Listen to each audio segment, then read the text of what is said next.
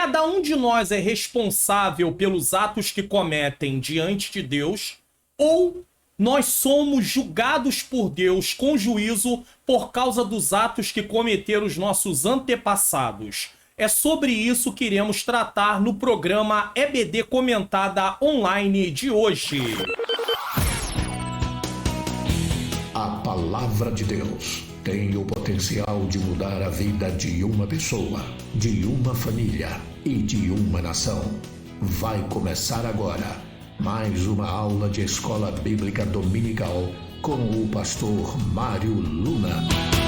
Sejam bem-vindos a mais uma aula de Escola Bíblica Dominical no programa EBD Comentado Online comigo, pastor Mário Luna. É com muita alegria e satisfação que eu recebo você aqui mais uma vez. Mas você também que está chegando pela primeira vez, você é muito bem-vindo ou bem-vinda. Não saia, fique até o final, pois aprenderemos lições importantes a respeito da Palavra de Deus. Continuamos o nosso estudo da Escola Bíblica Dominical, Lições Bíblicas Adulto, com o tema Justiça Divina, a preparação do povo de Deus para os últimos dias no livro de Ezequiel.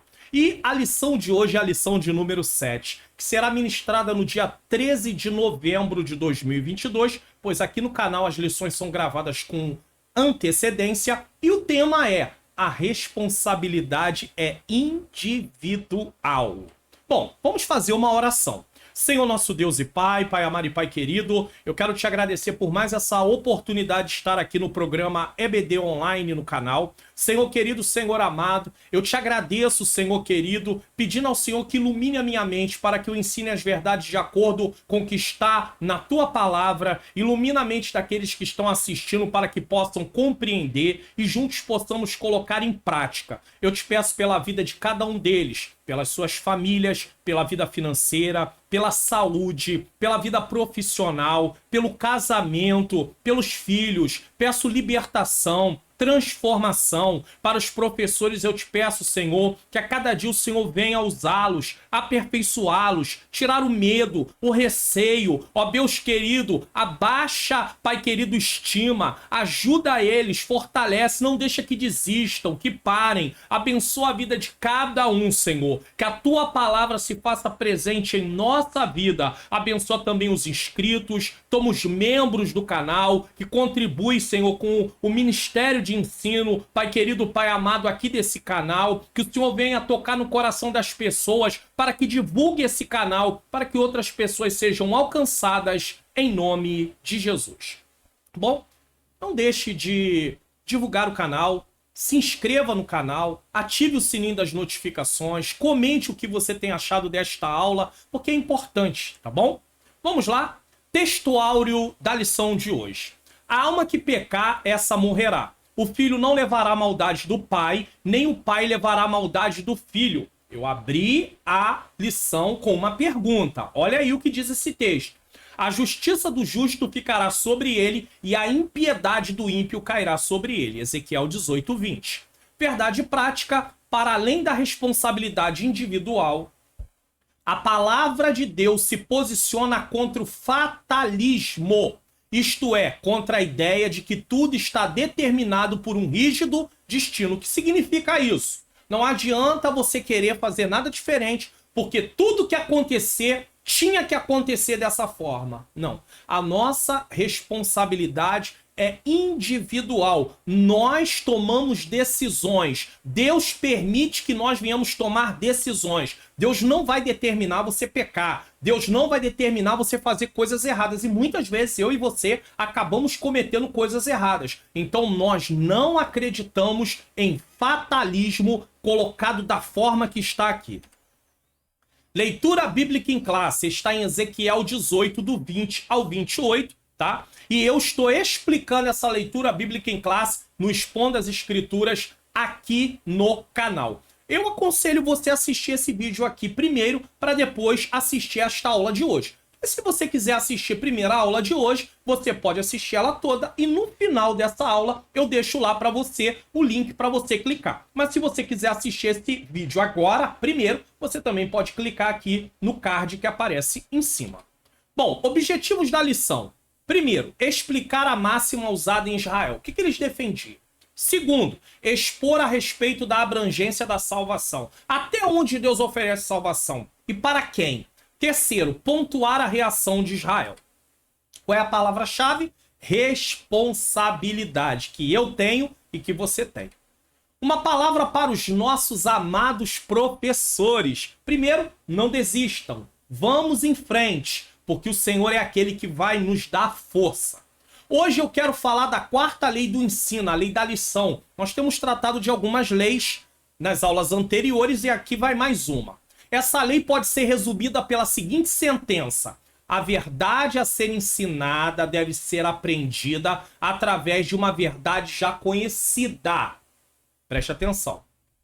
Só se apresenta um novo conceito depois que o conceito ensinado esteja bem estabelecido. É isso que a lição faz. A revista veio falando na primeira lição de Ezequiel, o atalaia de Deus. O que é um atalaia? Depois vem o fim. Depois, as abominações do templo. Deus mostra o pecado que esse povo estava cometendo. Depois, quando a glória de Deus se vai. Tá? Quando se vai a glória de Deus. Depois, os falsos profetas que diziam que nada iria acontecer. Depois, a justiça de Deus. E hoje, a responsabilidade é individual. É uma sequência para que nós venhamos aprender gradativamente. Como é que alguém vai aprender a ler se não conhecer primeiro o alfabeto, as vogais? Então é uma sequência. É justamente por isso que é importante ser estudada todas as lições em sequência. A partir dessa compreensão, você deve levar em conta: primeiro, certifique-se de que o aluno compreende o assunto A antes de apresentar o assunto B. Por exemplo, só ensine a respeito da salvação depois que os alunos aprenderem a respeito da gravidade do pecado. Quando você vai estudar teologia, na grade, às vezes vem primeiro a questão da doutrina do pecado para depois tratar da doutrina da salvação. Como é que a gente vai falar de salvação se não falar primeiro do pecado? E esse é um grande problema. Às vezes a gente quer pregar para o não cristão que Jesus salva, mas nós não explicamos para eles por que há necessidade de salvação? Por causa do pecado. Aqui no canal, inclusive, tem um vídeo que tem o título O Panorama do Resumo da Doutrina da Salvação. Procure aí, assista esse vídeo. É muito bom você entender por que precisamos de salvação e ele também te dá uma base para você poder falar do amor de Deus contra aqueles que contestam por que precisam de salvação. 2. Trace objetivos progressivos de ensino que consta na lição. E a nossa lição, ela tem aí pontos. E eu mostrei para vocês aqui quais são os pontos. Explicar a máxima usada em Israel, expor a respeito da abrangência da salvação e pontuar a reação de Israel. São os 3 tópicos da lição, tá bom? Vamos para a nossa introdução? O ponto de partida dessa lição é a máxima muito usada em Jerusalém e também entre os exilados de Babilônia, que diziam: os pais comeram uvas verdes e os dentes dos filhos se embrotaram. Quando você lê esse texto em outras versões, por exemplo, na NVT, posso até colocar para você aqui, ó. NVT diz assim, ó: por que vocês citam este provérbio a respeito da terra de Israel? Os pais comeram uvas azedas, mas os dentes dos filhos é que estragaram. Então, embrotaram aqui tem a ver com os dentes estragaram. E eles usavam essa forma de falar, eles defendiam isso. Com base nesse ditado, eles diziam que estavam sendo punidos por causa dos pecados de seus antepassados. E esse é um grande problema. Porque tem muita gente nessa vida que acredita, sendo cristão, que estão padecendo por causa do pecado de pessoas da sua geração passada. Nessa lição você vai aprender sobre isso, que isso não é verdade. A responsabilidade é individual. Deus não vai cobrar o pecado do pai no filho. Nós vamos entender o que pode acontecer quando um pai peca, quando um marido peca, a nível da família, consequências. Mas isso não é juízo de Deus sobre pessoas que não pecaram. Preste atenção nisso. Estudamos, toda vez que o texto aparece em vermelho, se você é novo aqui no canal, eu estou comentando o que está sendo dito na revista. O que é preto é o que está igualzinho da revista. O que for vermelho, ou é um comentário ou é um versículo bíblico. Estudamos na lição anterior sobre a justiça de Deus. E é justamente com base nessa justiça que eles faziam seus questionamentos. Por isso, eles não acreditavam nas profecias de Jeremias, o profeta, e Ezequiel sobre a destruição da cidade e do templo, visto ser Javé um Deus justo, porque eles pensavam o seguinte: foi nossos pais que pecaram. Foi nossos antepassados que pecaram. Deus não pode trazer juízo sobre nós porque foram eles. Mas não, eles também estavam pecando, eles também estavam desobedecendo, eles também estavam transgredindo as leis de Deus. Tópico 1, sobre a máxima usada em Israel. Antes que você fique com dúvida, máxima é um pensamento expresso. Algo que é dito, né? Tá? Usado em Israel. Uma máxima equivocada. O ditado popular, os pais comeram uvas verdes e os dentes dos filhos se embrotaram ou se estragaram, se baseava numa interpretação equivocada sobre o terceiro mandamento do Decálogo. Êxodo capítulo 20, versículo 5 e Deuteronômio 5, 9. Vamos ver o que diz esse texto? Êxodo 20, versículo 5. Eles interpretaram esse texto aqui errado, ó.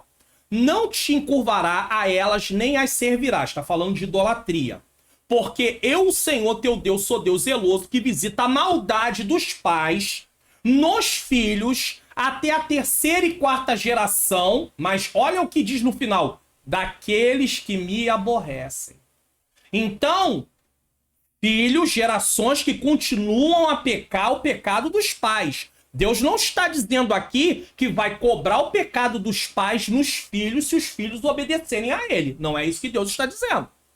Deuteronômio 5:9, versículo 9. Não te encurvará a elas, nem as servirá. Novamente, combatendo idolatria. Porque eu, Senhor teu Deus, sou Deus zeloso, que visita a maldade dos pais sobre os filhos até a terceira e quarta geração daqueles que me aborrecem. Deus não está falando que vai visitar filhos com juízo por causa dos pais quando esses filhos obedecerem a ele, e sim seguirem o caminho dos seus pais. Era muito comum no tempo dos reis o pai ser um rei, ele morrer, assumir um outro rei e fazer a mesma maldade que o pai fazia. A maldição não é hereditária, porque essa palavra é muito usada, e eu quero deixar uma colocação aqui. Eu não sei se até o final dessa aula você vai tirar essa coisa da sua cabeça sobre maldição hereditária. Mas, se você quiser continuar com isso, falando sobre isso, talvez você tenha um outro entendimento, tá? Mas talvez a palavra mais adequada não seria essa. Mas fique à vontade, aí é com você. Só que fica muito claro aqui o seguinte: a maldição não é hereditária, ou seja, baseado nesses dois textos, Deus não está dizendo que vai amaldiçoar os filhos por causa dos pais. Então não tem maldição hereditária baseada nesses textos. Só que eles interpretaram o texto da forma errada. E aí aplicaram da forma errada. Quando você entende da forma errada, você aplica da forma errada. É por isso que aqui no canal tem o Expondo as Escrituras. Eu leio o texto, eu explico o texto e eu tiro as aplicações baseadas no que o texto diz e não no que eu penso ou no que eu acho. Então, a maldição não é hereditária. Ela só permanece quando os filhos continuam nos pecados dos pais.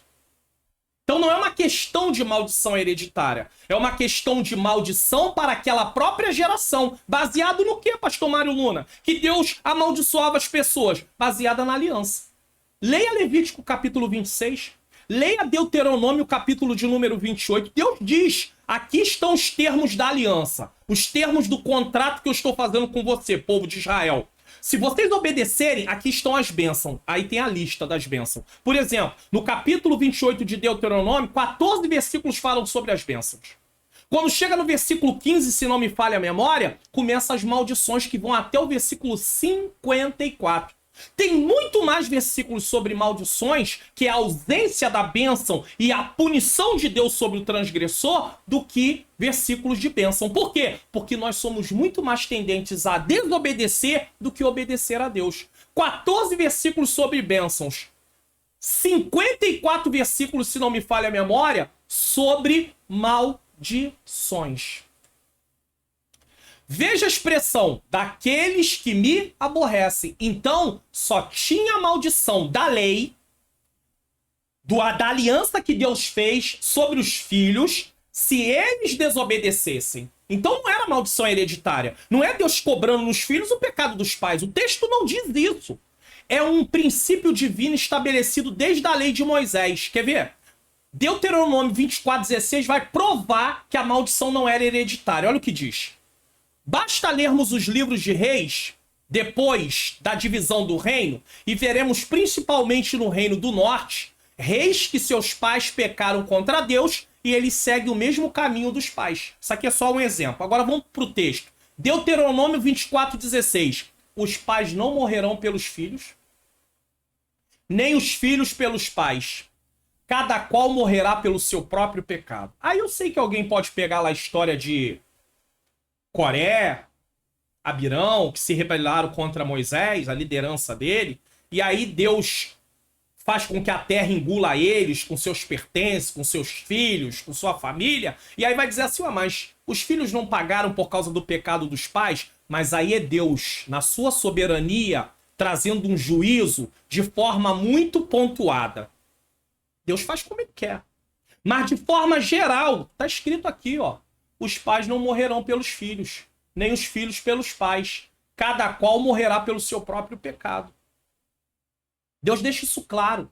Agora, houve momentos na Bíblia que Deus faz com que os filhos estejam junto da sentença, mas ele tem um motivo para isso. Mas o que ele está provando para o povo dele naquele tempo de Ezequiel é: vocês não estão sendo cobrados por causa do pecado do pai de vocês, não. Eles pecaram e vocês continuam fazendo a mesma coisa. Vocês continuam pecando do mesmo jeito. Agora, isso é lembrado na história de Israel. Olha o que diz 2 Reis 14, versículos 5 e 6. Como não era trazido o pecado dos pais para os filhos. Sucedeu, pois, que sendo já o reino confirmado na sua mão, matou os seus servos que tinham matado o rei seu pai. Porém, os filhos dos matadores não matou. Respeitando o quê? Deuteronômio 24:16. Os pais não morrerão pelos filhos, nem os filhos pelos pais. Os pais deles aqui no tempo de Reis tinham matado o rei. Mas ele mata eles, mas não mata os filhos. Porém, os filhos dos matadores não matou, como está escrito no livro da lei de Moisés, no qual o Senhor deu ordem dizendo: não matarão os pais por causa dos filhos, e os filhos não matarão por causa dos pais, mas cada um será morto pelo seu pecado. Sabe por que eu e você podemos errar muitas vezes numa interpretação da palavra de Deus?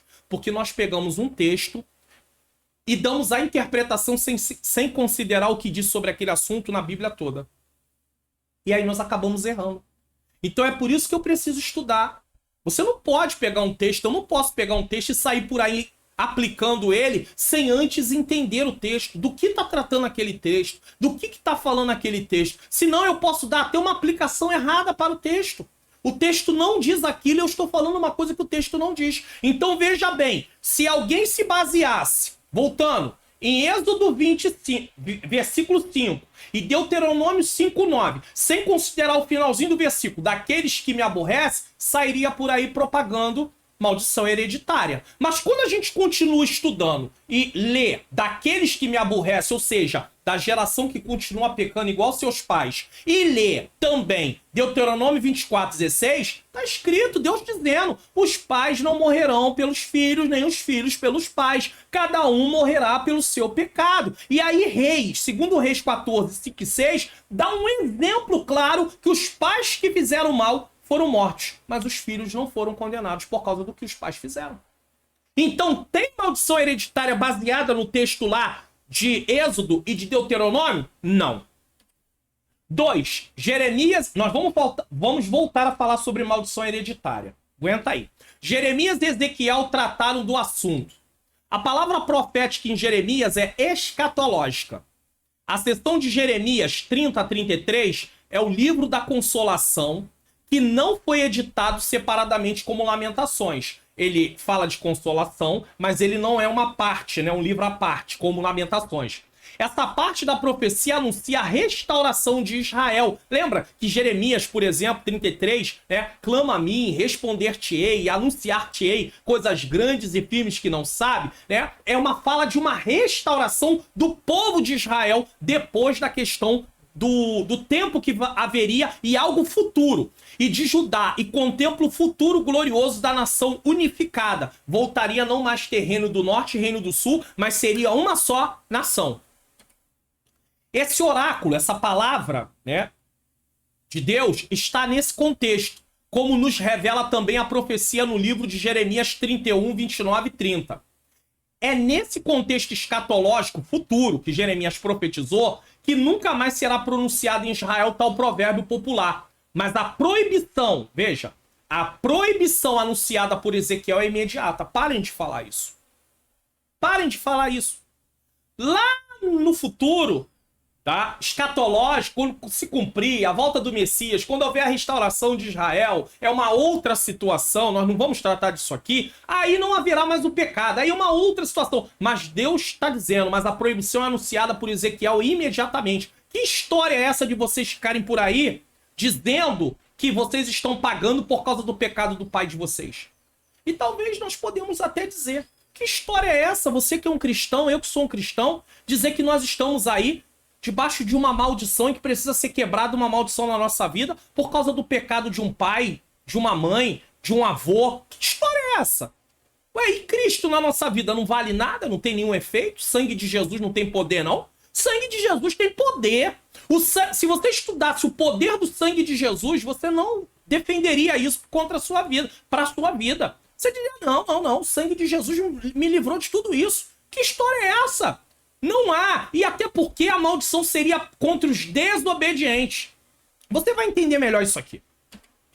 Olha o que diz Ezequiel 18, 2 e 3. Eu não vou explicar, porque está sendo explicado onde? No Expondo as Escrituras aqui no canal. Procure esse vídeo do Expondo as Escrituras, assista que eu vou estar explicando bem sobre esses dois versículos. Que tem de vós que acerca da terra de Israel proferia esse provérbio? Que tem de vós que acerca da terra de Israel proferia esse provérbio, dizendo: os pais comeram uva verde e os dentes dos filhos é que se embrotaram. Tão certo como eu vivo, diz o Senhor, jamais direi esse provérbio em Israel. 3. O problema em nosso tempo. Então nós estamos aqui tratando nesse primeiro tópico, tá? Para que você possa, eu e você podemos nos localizar novamente. Nesse primeiro tópico, eu e você estamos tratando sobre a máxima, sobre aquilo que eles defendiam, sobre aquilo que eles falavam, né, em Israel. Agora, qual é o problema em nosso tempo sobre isso? Esse negócio de maldição hereditária. Vamos lá. A doutrina das uvas verdes e dentes embrotados ou dentes estragados, que predominou em o imaginário popular em Israel, que eles começaram a defender isso, está em Jeremias 31, 29, Ezequiel 18, 2, eles usavam esse ditado para se basear no que estava lá em Êxodo e em Deuteronômio, como eu li logo atrás para vocês. Veio a ser parte do cardápio doutrinário de um movimento infiltrado em algumas igrejas, conhecido como batalha espiritual. Pastor, então não existe batalha espiritual? Calma. Essa parte do ensino é conhecida extravagante doutrina. É a conhecida extravagante doutrina da maldição hereditária. Baseada em quê? Êxodo e Deuteronômio, onde eu mostrei que lá não está tratando de Deus cobrar dos filhos o pecado dos pais. Está falando dos filhos que continuam pecando os pecados dos pais. É a mesma coisa. E não é uma maldição hereditária. É uma maldição que Deus prometeu de acordo com a aliança. Se eles quebrassem a aliança, e se você ler Levítico 26 e Deuteronômio 28, você vai entender isso perfeitamente. Aí você vai dizer, agora eu entendi por que Deus mandou pro cativeiro. Eu entendi por que Deus permitiu eles passar fome. Eu entendi por que Deus muitas vezes cerrava o céu e não tinha chuva. Porque tudo isso era cláusula da aliança que eles estavam quebrando. Então Deus punia eles. Eles sabiam que não podiam fazer aquilo que estavam fazendo. Então Deus estava ali cumprindo a sua palavra. Tá? Então essa parte do ensino é a conhecida extravagante doutrina da maldição hereditária. Aqui o comentarista não está afirmando que não existe uma batalha espiritual como está descrito em Efésios 6, 10 a 18. Não é isso que ele está dizendo. Porém, ele combate uma suposta batalha espiritual para quebrar a maldição hereditária na vida de cristãos. Cristão não pode estar debaixo de maldição por causa do que Jesus Cristo fez na cruz do Calvário. Então não existe maldição. A gente já entendeu que não existiria maldição hereditária, porque o texto lá não está tratando de maldição hereditária. Mas existe na Bíblia a maldição. Baseado lá em Levítico 26 e Deuteronômio 28. Porém, o cristão não está debaixo de maldição. Por causa de quê? Por causa de Cristo. Quando alguém se converte a Cristo, deixa de aborrecer a Deus. Logo, essa passagem do terceiro mandamento do Decálogo não pode se aplicar aos crentes. Romanos 5, 8 a 10 eu já vou ler. Pois eles se tornaram em uma nova criatura, pois as coisas velhas se passaram e eis que tudo se fez novo. Segundo Coríntios 5, 17. Agora imagina, o cristão está com lutas, passando por problemas, às vezes por consequência de alguma coisa que ele não deveria ter feito, ato dele, ou às vezes ele está debaixo de uma consequência de alguém, por exemplo, ele é um filho, o pai fez uma coisa que acabou afetando a família, mas não é juízo de Deus sobre o filho. E vem alguém e diz, não, você está debaixo de uma maldição hereditária e a gente precisa orar para Deus quebrar essa maldição na sua vida. Mas ele não é cristão? Ela não é cristã? Ué, então o sangue de Jesus não tem poder nenhum? É fraquinho o sangue de Jesus? Morte de Jesus na cruz não tem efeito? É claro. E aí a pessoa carrega um jugo pesado. E aí Jesus diz, vinde a mim, vós que estáis cansado, sobrecarregado e oprimido, e eu vos aliviarei. Tomai sobre vós o meu jugo e aprendei de mim que sou manso e humilde e acharei descanso para a vossa alma, porque o meu fardo é suave e o meu jugo é leve. Ou meu jugo é suave e o meu fardo é leve. Como assim? Vamos lá, devemos orar e agir para que esses ensinos equivocados não prosperem em nossas igrejas.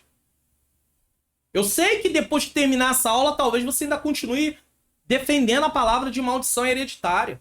Mas o comentarista está deixando muito claro, nós estamos aprendendo que, biblicamente falando, baseado nesses dois textos, que era o que Israel se pegava, não tem maldição hereditária, tem maldição por causa de pecados da própria pessoa, não pecados dos outros.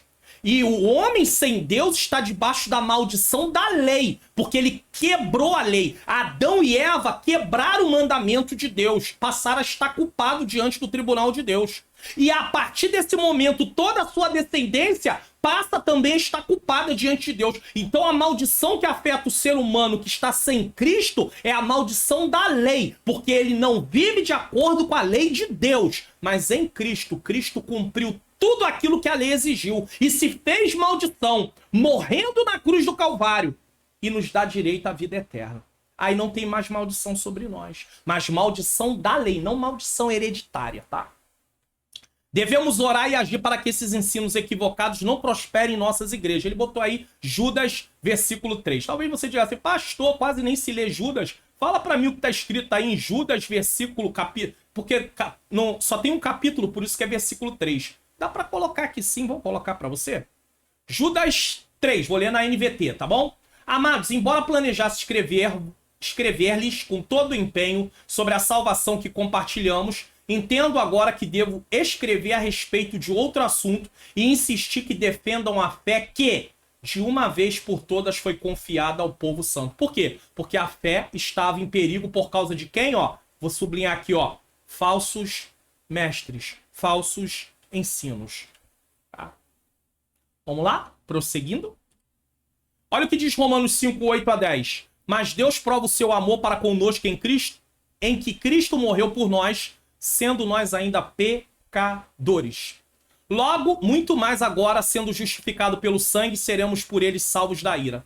Porque se nós, sendo inimigos, fomos reconciliados com Deus pela morte de seu filho, muito mais estando já reconciliados, seremos salvos pela sua vida. Olha, nós éramos inimigos de Deus, estávamos debaixo da maldição da lei.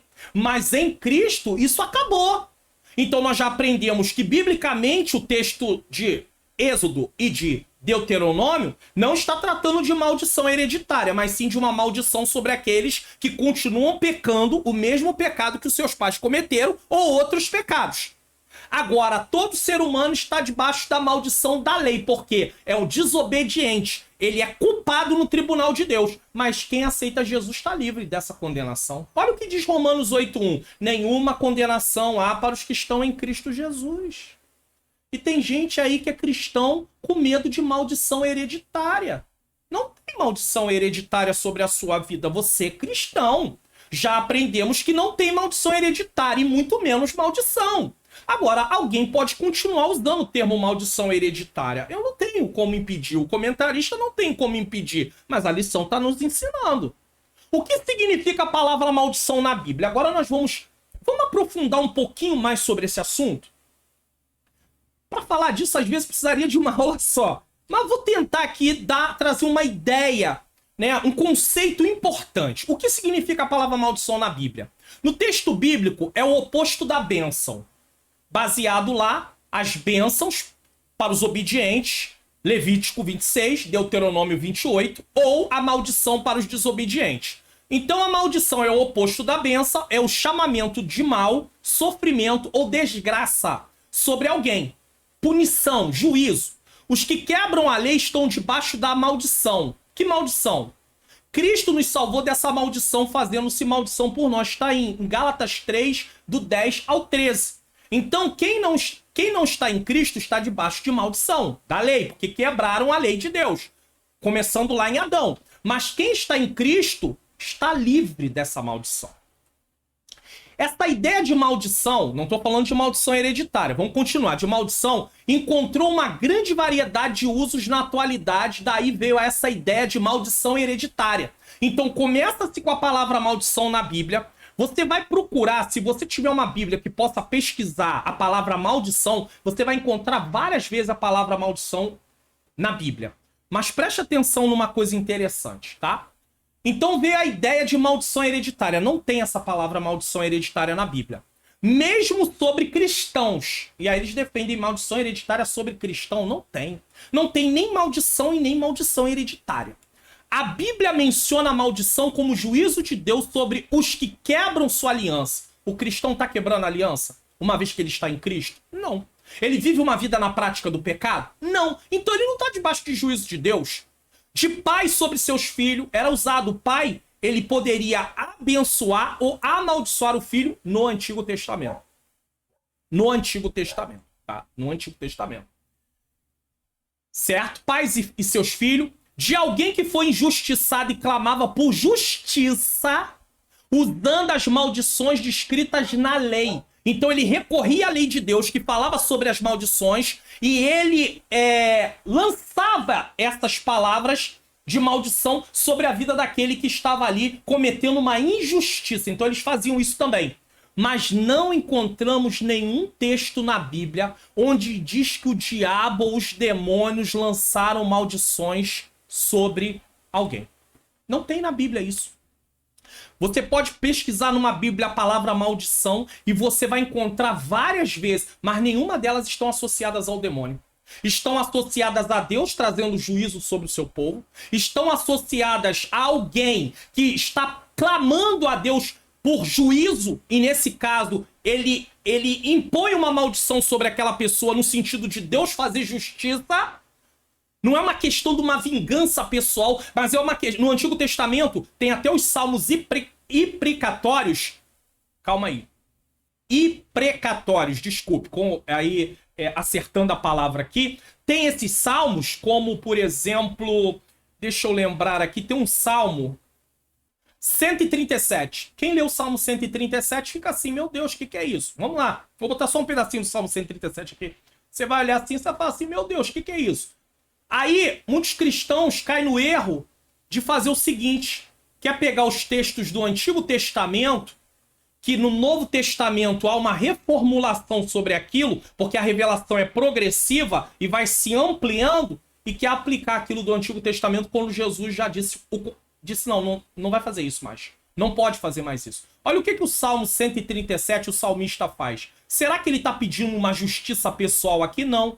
Ele não está pedindo uma justiça pessoal. Quer ver? Salmo 137 fala sobre a dor deles ali na Babilônia. E lá no finalzinho, olha o que ele diz aqui, ó. Versículo de número 6.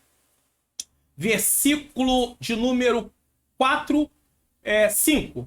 Se eu me esquecer de ti, ó Jerusalém, que minha mão direita perca a sua habilidade. Versículo 6. Que a minha língua se prenda do céu da boca. se eu não me lembrar de ti. Ele traz sobre ele mesmo uma condenação. Ele está falando dele mesmo, tá? Se não fizer de Jerusalém minha maior alegria. Aí no 7 é que ele pede contra os inimigos. Ó Senhor, lembra-te do que os edomitas fizeram no dia em que Jerusalém foi conquistada. E disseram, destrua-na, arrasem-na até o chão. Olha o 8.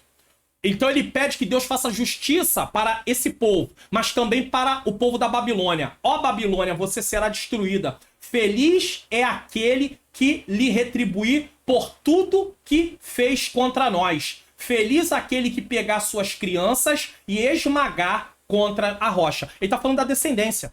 Ele está falando que vocês sejam exterminados. Mas isso como vingança pessoal? Não. É porque Deus havia dito na sua palavra que aqueles que se levantassem contra o povo de Israel, ele se levantaria contra eles. Aí você vai dizer, mas não foi o próprio Deus que permitiu o povo ser punido pela Babilônia? Foi, mas chegaria também o dia do juízo da Babilônia. Lê Abacuque que você vai ver. Deus diz para o profeta Abacuque, eu vou usar uma nação.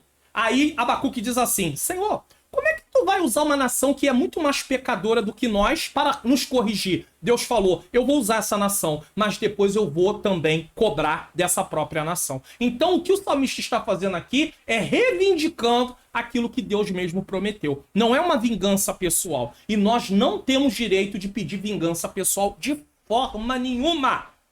De forma nenhuma. Então vamos continuar entendendo aqui. Essa ideia de maldição encontrou uma grande variedade de usos na atualidade, daí veio essa ideia de maldição hereditária, mesmo sobre cristãos. A Bíblia menciona a maldição como juízo de Deus sobre os que quebram aliança, pais sobre seus filhos, de alguém que foi injustiçado e clama por justiça usando maldições descritas na lei, como eu dei o exemplo aqui do Salmo também 137, mas não encontramos nenhum texto na Bíblia onde diz que o diabo ou os demônios lançam maldições sobre alguém.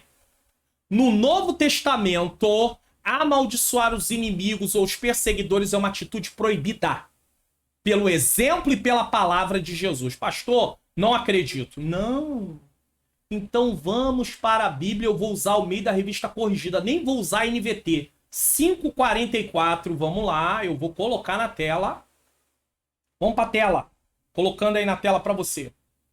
Eu, porém, vos digo, amai os vossos inimigos, bendizei os que vos maldizem. Não é para maldizer, é bem dizer os que vos maldizem. Aqueles que lançam praga, fazei bem aos que vos odeiam, orai pelos que vos maltratam e vos perseguem.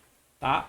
E ele deixa um outro texto aí, Lucas 23, 34. Vamos lá, Lucas 23, 34, tá aqui até na referência, vamos lá. E dizia Jesus, Pai, perdoa-lhes porque não sabem o que fazem, e repartindo as suas vestes lançaram sorte. Ele ensinou e ele praticou. Talvez nesse ponto da lição aqui é uma parte importantíssima. Você faça a seguinte pergunta relacionada aos não cristãos, que você já aprendeu que cristão não pode estar debaixo de maldição. Nem maldição hereditária, porque já aprendemos que o texto não trata de maldição hereditária. Trata de Deus trazer maldição sobre o desobediente.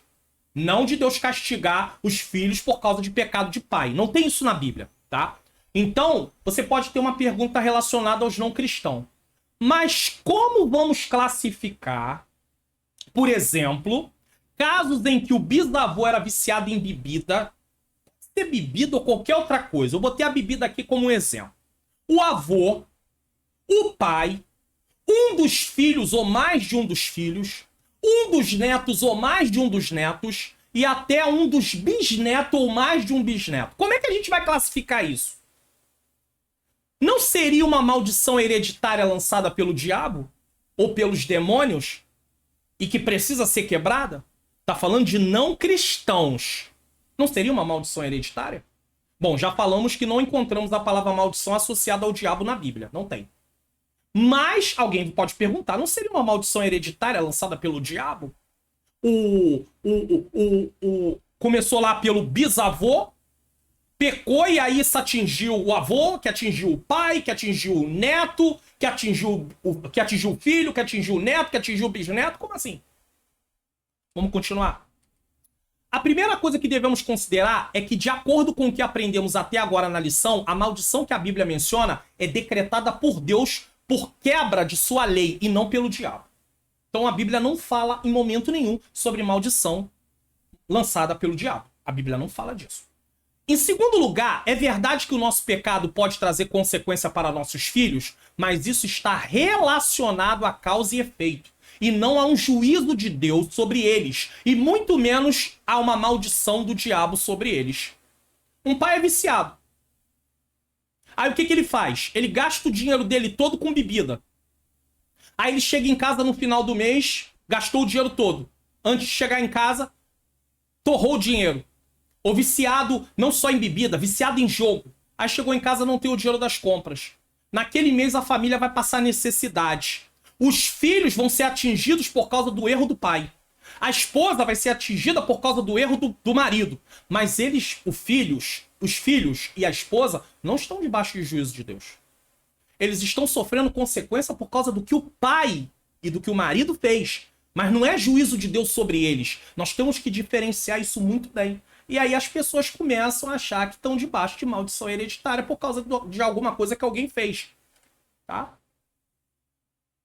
Em terceiro lugar, colocar apenas na conta do diabo ou dos demônios o que a pessoa está fazendo é retirar dela a responsabilidade pelos seus atos. Que aí ele fala, a culpa é do diabo. E o que mais nós vemos são pessoas indo para a igreja, querendo oração, porque foi dito para ela que ela está debaixo de uma maldição hereditária. E quando você fala alguma coisa com ela, fala, pastor, eu tô debaixo de uma maldição. A minha avó fez não sei o quê, o meu pai fez não sei o quê, a minha mãe fez não sei o quê, e aí alguém da família fez não sei o quê, e aí tá me atingindo. E ela mesmo não toma uma postura.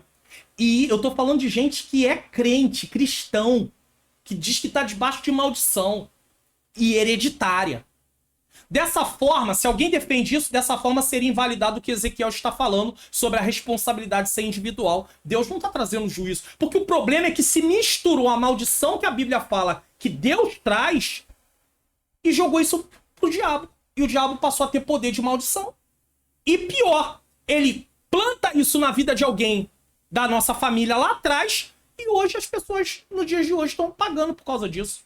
Então tá vendo como é que foi torcendo esse ensino ao ponto de hoje a gente falar de maldição hereditária e uma pessoa que tá em Cristo tá debaixo de maldição hereditária porque o pai, o avô, o tataravô fez uma besteira lá e ele acha que tá debaixo de maldição hereditária. É verdade que aqueles que estão sem Cristo são dominados e influenciados pelo diabo. É verdade? É. Vou botar o texto na tela. Efésios, capítulo de número 2, muito conhecido, versículo de número 2, na tela, Almeida Revista Corrigida. Em que no outro tempo andaste segundo o curso desse mundo, segundo o príncipe da potestade do ar, do espírito que agora opera nos filhos da desobediência. Paulo está falando para os Efésios que antigamente eles serviam a si mesmo e estavam influenciados por Satanás porque estavam mortos em delitos e pecados, mas em Cristo não estão mais. Então é verdade que quem não tem Jesus vive desse jeito? É. Porém você não acha que esse ciclo no vício da bebida, ou no vício do jogo, ou no vício das drogas, que se manifestou nos exemplos acima, seria mais bem descrito como pecados geracionais do que maldição hereditária? Ou seja, pecados que estão se repetindo. Se repetiu no bisavô, se repetiu no avô, se repetiu no pai, se repetiu no filho, se repetiu no neto, se repetiu no bisneto. Não seria mais bem classificado como pecados geracionais, ao invés de maldição hereditária? Ou seja, responsabilidade do ser humano. Ele tá pecando. O bisavô pecou, o avô pecou, o pai pecou, o filho pecou, o neto pecou, o bisneto pecou. E não atribuir isso a uma maldição lançada pelo diabo. Isso é um tipo ou tipos de pecados que foram repetidos nas gerações daquela família por causa da natureza pecaminosa? Não é um tipo por causa da natureza? Porque você peca por causa de quem você é. Antes de Cristo, nós pecávamos em consequência de quem éramos. Pecadores sem o perdão de Deus. Pecar é consequência de quem somos. Isso é muito importante dizer. Ou éramos, quem é cristão é éramos, mas quem não é, é quem é no momento. Então nós não podemos achar que a questão do pecado está relacionado apenas ao inimigo. Porque senão a gente tira a nossa responsabilidade. Ah, lavei minhas mãos, foi o diabo. Ah, foi o diabo que me fez beber. Ah, foi o diabo que me fez matar. Ah, foi o diabo que me fez prostituir. Tudo é o diabo. E o ser humano, cadê a responsabilidade dele? Ele não tem? ele não tem como ter uma decisão se voltando para Deus, e o cristão ainda por cima, ele tá agora refém de maldições do diabo, e cadê o poder de Jesus? Então o diabo é forte e Jesus é quem? Ele é o fraquinho? Irmãos, tem horas que a gente tem que falar assim, para tentar trazer a realidade, né? Tá? Por isso, por causa da natureza pecaminosa, que é inclinada para várias obras contrárias a Deus, é manifesto nessa família esse tipo de vício nos que estão sem Cristo. Então, os vícios que aparecem têm a ver com a natureza pecaminosa. E aquela família apresenta aspectos parecidos nos seus descendentes, iguais, parecidos, isso é normal. A família não se parece, fisicamente falando. Não tem coisas, gostos parecidos. A questão da natureza pecaminosa vai se repetindo também naquela família, naquela geração. Isso acontece, tá? Podemos perceber que Paulo, escrevendo sua carta aos Gálatas, diz, por exemplo, que a prostituição, impureza e a bebedice são obras da carne e não demônios. Quantas vezes você já ouviu alguém falar o demônio da prostituição? Você pode até falar isso, o demônio que incita, o demônio que influencia, mas a prostituição, a prática da prostituição não é um demônio, é uma obra da carne, é um desejo que está na natureza do ser humano, que é apresentado na natureza de alguns seres humanos. Não são todas as pessoas que são inclinadas para a bebida. Não são todas as pessoas que são inclinadas para a prostituição. Não são todas as pessoas que são inclinadas para amar o dinheiro. Não são todas as pessoas que são inclinadas para a soberba. Mas todas elas, sem Cristo, são culpadas diante do tribunal de Deus. E aí, numa família, numa geração de uma família, vai se apresentando essa manifestação da obra da carne em pessoas da família que se parecem. E aí vai dizer, então era maldição hereditária, não seria melhor classificado como pecados geracionais? Eles têm as fraquezas parecidas e dão lugar a essas fraquezas, tá? E qual é a participação dos demônios nesses casos? Prostituição, bebedice, vício. Qual é a participação? Eles influenciam as pessoas a darem lugar aos seus desejos pecaminosos. Eles não criam esses desejos. Uma pessoa que não tem inclinação para a bebida, o diabo não vai criar isso nele, porque ele não tem inclinação para a bebida. Não adianta. Ele nunca vai ser um alcoólatra. Nunca! Porque ele não tem inclinação. A não ser, vou abrir um parênteses, a não ser que ele vai se entregando de tal forma a outros desejos, até chegar na parte da bebida. Pode ser, pode acontecer. Lá no final, pode acontecer? Até pode. Mas o diabo nunca vai fazer com que a vida dele venha a ser arruinada através da bebida. Por quê? Porque ele não tem inclinação para a bebida. Outras pessoas têm. É isso que você tem que entender. Então, eles não criam esses desejos, mas eles despertam através de dardos na mente. Eles estudam o ser humano. Eles observam quais são as suas fraquezas. Às vezes os demônios conhecem muito melhor as fraquezas nossas do que nós mesmos. Nós deveríamos ser expertos em estudar as nossas fraquezas e ter muito cuidado com elas. Mesmo em Cristo, essas fraquezas estão mortificadas, mas elas estão ali. Então você sabe que aquilo ali era um ponto fraco na sua vida antes de Jesus. Em Cristo, o pecado não foi embora, a natureza pecaminosa não foi embora. Nós só teremos ausência da natureza pecaminosa na nossa vida quando tivermos um corpo glorificado. A justificação é sermos livres da culpa do pecado. A santificação é sermos livres no presente do poder do pecado. Nós podemos dizer não à tentação. E a glorificação é ser livre da presença do pecado. Isso só quando Jesus voltar. Então, a natureza pecaminosa ainda está aqui, em mim, mas ela está mortificada. Agora, se eu começo a ter contato com coisas que têm a ver com aquilo que era a minha fraqueza e começa a dar vazão, daqui a pouco eu estou fazendo coisa que eu não deveria fazer, mesmo sendo um cristão. Então, eles não criam esses desejos, mas eles despertam através de dardos da mente, sugerindo que fazer tais coisas será prazeroso. Não foi assim que o diabo enganou ela? Dizendo para ela que o fruto era maravilhoso? Dessa forma, ele usa as inclinações pecaminosas de cada pessoa para tentá-la. É claro que Eva não tinha natureza pecaminosa, mas ele tenta ela e ela cede, tá? Dessa forma, ele usa as inclinações pecaminosas de cada pessoa para tentá-las. e uma vez cedendo à tentação, são escravizadas em vícios e práticas imorais em geral. E aí você vê pessoas entregues, pessoas viciadas em crack, jogadas na rua. Coisa terrível.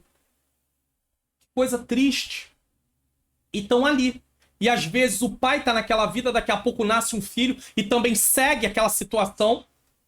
E vamos levar em consideração mais uma coisa. Aspectos físicos, químicos. Está provado na ciência que uma mãe que ingere drogas durante toda a gestação pode acontecer da criança já ter uma tendência daquilo. Você está entendendo? De querer aquilo. Nascer com uma necessidade do organismo.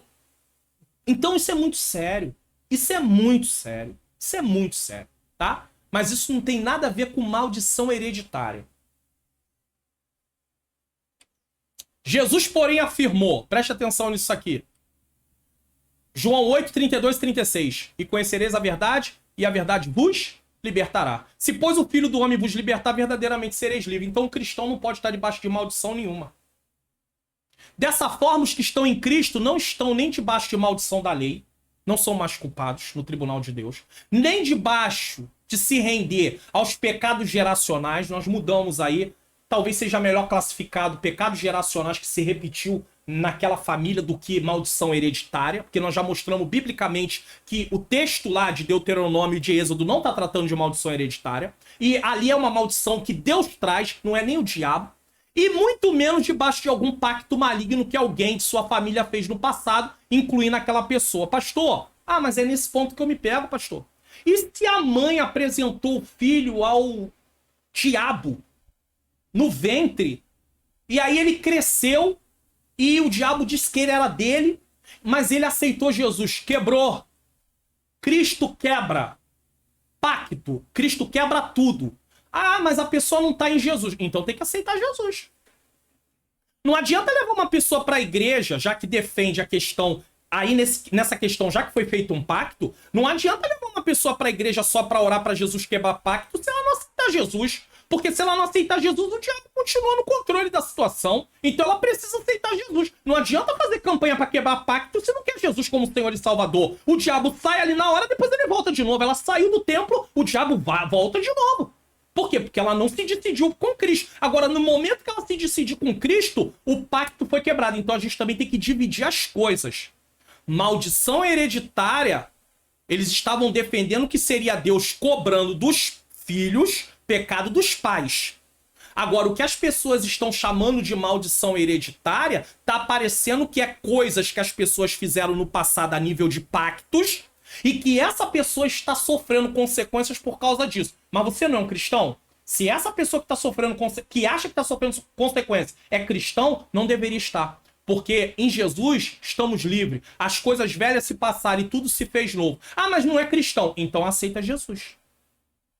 E aí o pacto não tem valor. Então tá entendendo como se tornou uma salada de fruta? Maldição hereditária com pacto, no sentido de ter entregue alguém para Satanás, né? De dedicar aquela criança para o inimigo. Aí é uma coisa diferente. Mas esse pacto é quebrado no momento que se aceita Jesus como Senhor e Salvador. Agora não é mais uma criança, é um adulto. Pastor, e se for uma criança ainda? Aí você vai orar, ela não vai poder aceitar Jesus. Então nós oramos e Deus quebra o pacto sim. Aí quebra o pacto, tá? Então, nós temos que ter esse entendimento. Síntese do tópico 1, a máxima popular, os pais comeram uvas verdes e os dentes dos filhos se embrotaram. Remetia à ideia de que os filhos pagariam os pecados dos pais. Tá certo isso? Não. E se você é um cristão e concorda com esse negócio, que você tá pagando por causa dos seus pais, tá vindo juízo, que o diabo lançou uma maldição e você tá pagando, lembre-se, você é cristão. Não tem isso. Não tem isso. E se é um bebê que tá passando, uma criança pequena, a gente vai orar mesmo que não possa aceitar a Jesus e Deus liberta desse mal. Quebra isso. Se o pai e a mãe servem a Deus, ele repreende. Agora, se o pai e a mãe não servem a Deus, vai levar o filho para ali, para poder repreender um pacto, quebrar um pacto, mas o pai e a mãe não quer nada com Deus, o inimigo volta. Tem que se decidir com Cristo. Bom, você que assiste o canal sabe que eu disponibilizo gratuitamente o PDF desta aula e o slide em PDF. Mas se você também quiser semear no meu Ministério de Ensino, tem aí o Seja Membro aqui na descrição. Não é o botão no YouTube, não. Você pode também clicar tanto no botão do YouTube, mas como também no link aqui na descrição. E aí você vai ter tudo num único lugar, ainda vai ter o PowerPoint da aula, tá bom? Da EBD. PowerPoint só das aulas da EBD. Não tem PowerPoint do Expondo as Escrituras. Bom, tópico 2. Sobre a salvação para todos os seres humanos. Deus oferece? Sim. A esperança para o pecador. Versículos 21, 22 e 23 de Ezequiel 18. Eu explico isso aonde? Expondo as Escrituras, tá? Essa ideia está muito clara no capítulo inteiro, que para não deixar dúvidas, Ezequiel afirma de maneira direta. Versículo 4 e 20. Reiterando diversas vezes com exemplos claros e ilustrações. Ezequiel 18, do 4, o versículo 4 e o versículo 20, eu estou explicando ele perfeitamente lá no Expondo as Escrituras, tá? A vontade de Deus é a salvação de todos os seres humanos para que ninguém se perca. E nisso o profeta antecipa o pensamento do Novo Testamento. Ezequiel profetiza anos antes e já fala algo que vai ser ensinado no Novo Testamento. Vamos ver aí, João 5,40. E não quereis vir a mim para que terdes vida. 1 Timóteo 2,4. Que quer que todos os homens se salvem e venham ao conhecimento da verdade. Tito 2,11. Porque a graça de Deus se há manifestado trazendo salvação a todos os homens. Salvação é para todos. Tem alguém que pode defender que não, que Deus criou uns para serem salvos e outros não. Mas os textos que estão sendo lidos aí mostram que a salvação é para todos. Agora, não são todos que vão aceitar a salvação. Isso é verdade? É. Mas só Deus sabe quem vai aceitar e quem não vai aceitar. Isso não compete a nós. 2 Pedro 3,9, o Senhor não retarda a sua promessa, ainda que alguns tenham por tardia, mas é longânimo para convosco, não querendo que alguns se percam, senão que todos venham a se arrepender-se. Refutando um pensamento fatalista, né? Fatalista é aquela situação, não tem nada a fazer, vai acontecer. Tanto, e é o versículo 20, eu explico no Expondo as Escrituras também. Tanto os exilados na Babilônia como os que estavam em Judá e em Jerusalém acreditavam que se justificavam numa ideia falsa de que estavam pagando pelos pecados dos pais, mesmo depois da destruição de Jerusalém. Eles diziam o seguinte: já tinha ido 2 levas para o cativeiro, mas ainda não tinha sido destruído o templo e a cidade. E eles defendiam: nós estamos pagando por causa do pecado dos pais, dos nossos antepassados. Deus diz: não. Vocês estão pagando pelo pecado de vocês, apesar que os pecados vêm de geração em geração, mas vocês também pecaram. Os pecados do povo foram acumulados geração após geração, mas o castigo do cativeiro era a responsabilidade daquela geração. Deus proíbe o uso desse ditado popular porque a responsabilidade é individual. O profeta Ezequiel fecha a porta fatalista do imaginário popular do povo de Judá e dos exilados de Babilônia. Havia povo ainda em Judá e havia os exilados na Babilônia onde Ezequiel estava. Ele torna claro o pensamento bíblico da responsabilidade individual de maneira textual e direta no versículo 20. A palavra alma nesse contexto significa a própria pessoa. A alma que pecar. 2 situações, versículo 2, 22 e 24. Também explico no Expondo as Escrituras. Eu estou toda hora colocando aqui para lembrar você que eu estou explicando para você compreender melhor nesse vídeo aqui, tá? Que está lá no final da aula agora para você. O profeta explica com clareza os oráculos divinos sobre a relação de Deus com os seres humanos. Deus é injusto? De forma nenhuma. Se o pecador abandona a sua vida cheia de pecados, todo tipo de maldade e iniquidade e se volta para Deus, tal pessoa é perdoada. E se fizer juízo e justiça, certamente viverá e não morrerá. Eu explico isso aqui lá. Mas se pelo contrário o justo se desviar de sua justiça e cometer injustiça e iniquidade, conforme todas as abominações que faz o ímpio, de todas as suas justiças que tiver feito não se fará a memória. Não tem esse negócio de crédito passado. Deus leva em conta uma vida perseverando em obediência. Na sua transgressão com que transgrediu e no seu pecado com que pecou, neles morrerá. É possível sim o salvo perder a salvação temporariamente ou definitivamente. É possível? É. Eu gosto até de dizer o seguinte: esse perder não é que Deus toma, é que ele abre mão. Porque assim como nós recebemos a salvação através da fé, Se você abrir mão da sua fé, você está abrindo mão da salvação. Então é por isso que perde. Não é que Deus toma a salvação de ninguém. É claro que, em primeiro lugar, esse viverá do texto de Ezequiel e morrerá está no âmbito físico. Está falando de morte física e vida física. Porém, levando em consideração que a revelação é progressiva, a palavra de Deus, e que a Bíblia ensina sobre vida física, vida espiritual e vida eterna, assim como morte espiritual, morte física e morte eterna, entendemos que os que partem dessa vida em Cristo, ainda que naquele tempo eles não tivessem esse entendimento completo, nós temos. Aqueles que partem em Cristo têm vida eterna. E os que partem dessa vida na prática do pecado têm morte eterna. Inferno. Lago que arde com fogo e enxofre. Também entendemos que um salvo pode renunciar à sua fé e dessa forma abrir mão da salvação temporariamente. Está Lucas 15:32. Mas era justo, alegremo-nos e regozijemo-nos, porque este teu filho estava morto e reviveu, tinha se perdido e foi achado. Mas também pode abrir mão da salvação definitivamente, 2 Pedro 2:20-22. Porquanto, se depois de terem escapado das corrupções do mundo pelo conhecimento do Senhor e Salvador Jesus Cristo, forem outra vez envolvidos nelas, voltarem a praticar as mesmas coisas e vencidos, tornou-se-lhes o último estado pior do que o primeiro. Porque melhor lhes fora não conhecerem o caminho da justiça do que, conhecendo-o, desviaram-se do santo mandamento que lhes fora dado. Desse modo sobreveio-lhes o que por um verdadeiro provérbio se diz: o cão voltou ao seu próprio vômito e a porca lavada ao esponjadouro de lama. Ou seja, voltou à vida de condenação. A Bíblia diz: nenhuma condenação há para os que estão em Cristo Jesus, mas se não está mais em Cristo Jesus, está novamente na condenação. Sinopse do tópico 2. O ensino no livro de Ezequiel revela que a salvação está disponível a todos. Todos. Que tal uma arte digital para o seu evento? Congresso de jovens, congresso de irmãs, festividade, algum tipo de culto. Talvez para o seu negócio próprio ou para a sua empresa. Preste atenção. Criação de artes digitais para a divulgação do evento de sua igreja ou para profissionais como você está assistindo é com a Manhãs Artes Digitais.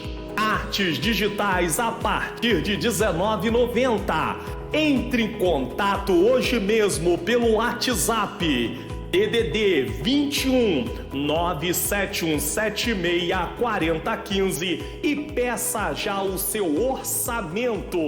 Manhãs Artes Digitais.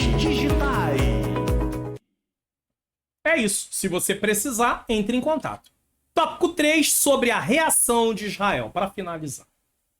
Uma pergunta retórica, o versículo 25, capítulo 18, 25.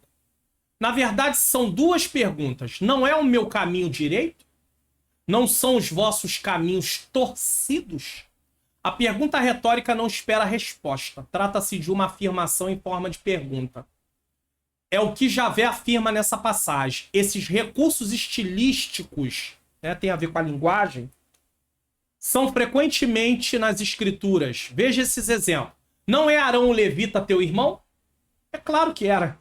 Mas ele pergunta, o Senhor, não errais vós em razão de não saberdes as escrituras nem o poder de Deus? É a mesma coisa. Está dando exemplo. E tem muitos outros textos aí que eu não vou citar. Depois de explicar essa verdade e apresentar os fatos, vem a conclusão. Os caminhos do Senhor são corretos e o do povo torcidos. E eu explico isso aqui no Expondo as Escrituras, tá? 2. Sobre a justiça. Ezequiel deixa claro mais que o sol do meio-dia que a lei da responsabilidade individual é justa e está de acordo com os atributos divinos. Deus jamais vai cobrar nos filhos o que os pais fizeram.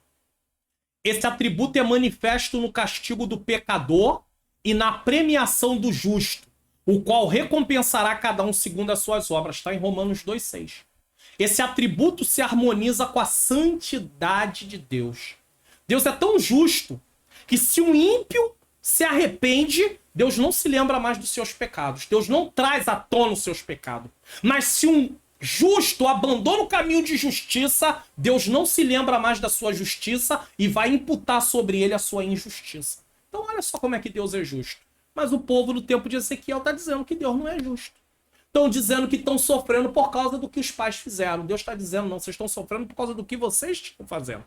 Os seus pais pecaram, mas vocês também estão pecando. E aí sim, Deus visita a maldade dos pais nos filhos que continuam a cometer pecados. Então, na verdade, não é maldição hereditária. É apenas Deus trazendo juízo sobre uma geração que está em desobediência. A Bíblia declara com todas as letras que somente Deus é justo, considerando justiça como atributo, no sentido absoluto da perfeição. Deus é um juiz justo, Deus não é injusto. Salmo 7:11. Você vai ver muita gente falando que Deus é injusto, porque se Deus realmente fosse justo, se Deus realmente amasse, não acontecia o que está acontecendo, todas essas atrocidades, tudo isso é consequência do pecado. O pecado que entrou no mundo trouxe desarmonia, desordem na criação de Deus. E só vai haver uma restauração completa no final. Agora não tem. Então, essa redenção que a Bíblia inclusive fala em Romanos, ela só vem no final. Mas enquanto estamos aqui, vamos em frente. E Deus vai nos dando graça. E vamos vencendo. Em Cristo somos mais do que vencedores. Mas temos que prosseguir até o final. Deus jamais poderia ser acusado de injustiça. Pois ainda que o homem por natureza merecesse a morte eterna, ele sempre seu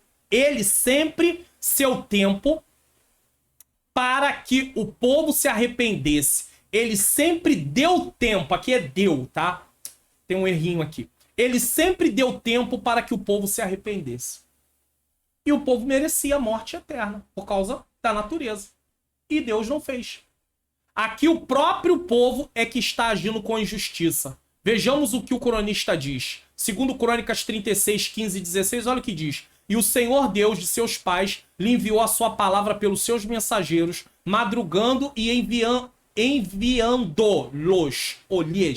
porque se compadeceu do seu povo e da sua habitação. Porém, zombaram dos mensageiros de Deus e desprezaram as suas palavras e escarneceram dos seus profetas. Quer dizer, riram, zombaram, não vai acontecer isso nada, vocês são loucos, saiam daqui. Até que o furor, a ira do Senhor subiu tanto quanto o seu povo, que mais nenhum remédio houve. Ou seja, chegou a hora do acerto de conta. Cativeiro. Vai pro cativeiro. Vai pro cativeiro para aprender. Não rejeitaram? Passou o tempo de arrependimento. Agora é tempo de cobrança. 3. O arrependimento. Versículos 27 e 28. Deus chama o seu povo para o arrependimento.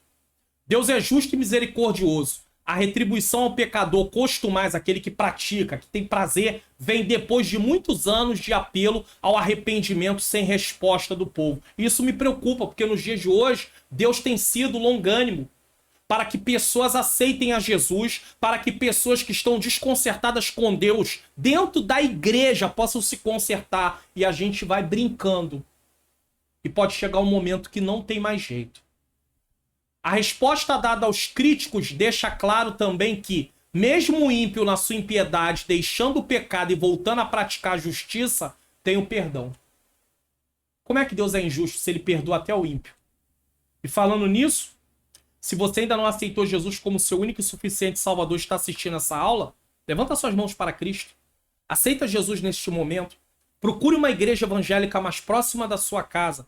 Fale com um pastor que aceitou Jesus aqui na aula da escola dominical na internet e pergunte a ele o que você deve fazer e ele vai te dar a devida instrução. Aceita Jesus, tá? Todos precisam de arrependimento e buscar o perdão de Deus e não acusar o próprio Deus. Isaías 55, 6 e 7, Atos 3, 19. Vivemos em um tempo que as responsabilidades individuais são solapadas pelas realidades contextuais.